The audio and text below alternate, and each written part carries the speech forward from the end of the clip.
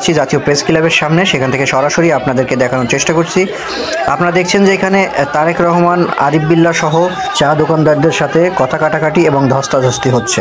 মূলত বিষয়টা হচ্ছে, আজকে প্রেস ক্লাবের সামনে এই আমজনতা দলের সদস্য সচিব তারেক রহমান তার নেতাকর্মীদেরকে সাথে নিয়ে এসেছিলেন একটি মানববন্ধন করার জন্য। মূলত মানববন্ধনটি ছিল যে প্রবাসীদের বিমান ভাড়া কমানোর দাবিতে তারা একটি মানববন্ধন করবে, সেই উদ্দেশ্য নিয়েই প্রেস ক্লাবের সামনে এসেছিলেন। তবে এসে দেখেন যে চায়ের দোকানদার যারা আছে, বিশেষ করে ফুটপথে দখল করে যারা চায়ের দোকান দিয়ে বসে আছে, জাতীয় প্রেস ক্লাবের সামনে ফুটপথ যেটি আছে এইখানে চায়ের দোকানদাররা এই স্ট্রিট ফুডকার্ট যেটাকে বলা হয়, অর্থাৎ অস্থায়ী চায়ের দোকান, এবং তার পাশাপাশি বিভিন্ন টুল বেঞ্চ দিয়ে পুরা প্রেস ক্লাবের সামনের যেই ফুটপাথ অংশটা আছে সেই অংশটা দখল করে তারা ব্যবসা পরিচালনা করছে। এই বিষয়টা যখন তারেক রহমান প্রতিবাদ করে যে কেন তারা এই জায়গাটা দখল করে আছে, এই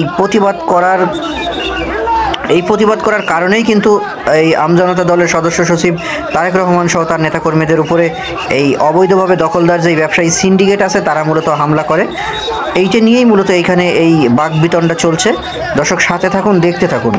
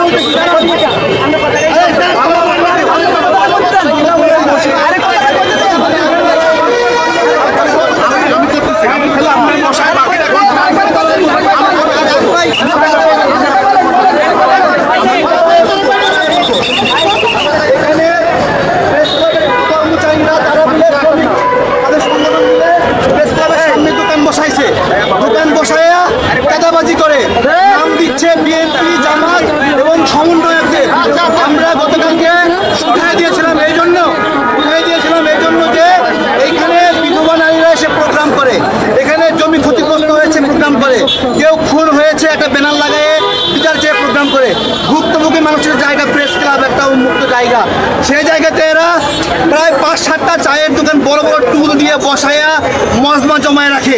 কোনো ভুক্তভোগী একটা ব্যানার লাগাবে দেয়ালের সঙ্গে, সেই ১ ইঞ্চি জায়গা ফাঁকা রাখেনি। আমরা তুলে দিয়েছিলাম গতকালকে, ওরা আজকে আমরা আবার ওইভাবে সব বসে গেছে, সব একইভাবে বসছে। আমরা পুলিশকে জানিয়েছি, সেনাবাহিনীকে জানিয়েছি, ডিএমপি কমিশনারকে জানিয়েছি, আমরা রমনা ডিসিকে জানিয়েছি, শাহবাগ থানার ওসিকে জানিয়েছি, সবাইকে জানিয়েছি। আমরা বিএনপিকে জানিয়েছি, জামাতকে, নাগরিক কমিটির ওদেরকে আমরা দৃষ্টি আকর্ষণ করেছি। ওরা সবাই বলছে এখানে আমাদের কোনো প্রজেক্ট নাই, এখানে আমাদের কোনো লোক এখানে ব্যবসা করে না এখানে। তারপরে জানতে পারলাম এখানে শ্রমিক ইউনিয়ন না কি যেন একটা আছে প্রেস ক্লাবের অভ্যন্তরীণ, ওরা এখানে এগুলো বসাইছে। আজকে ওরা আমাকে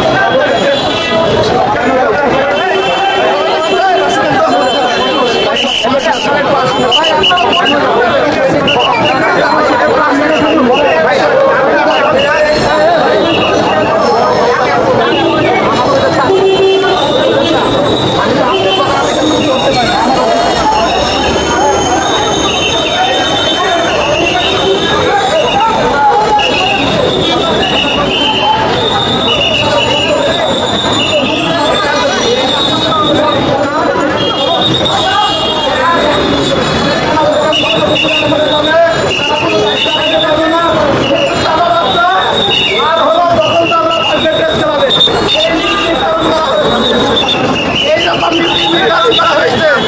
এই নীতি চালু করা হইলে বাংলাদেশের মানুষের আর অধিকার থাকবে না, বাংলাদেশের মানুষের আর ভাগ স্বাধীনতা থাকবে না।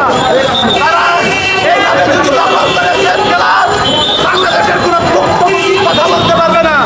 আমরা 24-এর গণ-অভ্যুত্থানে জীবন দিয়েছি, হামলার শিকার হয়েছি, আজকে আমরা প্রবাসী ভাইদের পক্ষে বিমান ভাড়া বৃদ্ধির প্রতিবাদে প্রোগ্রাম করতে আসলাম।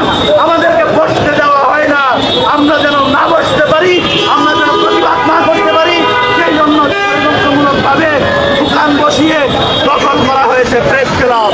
আমরা প্রেস ক্লাবকে দখল মুক্ত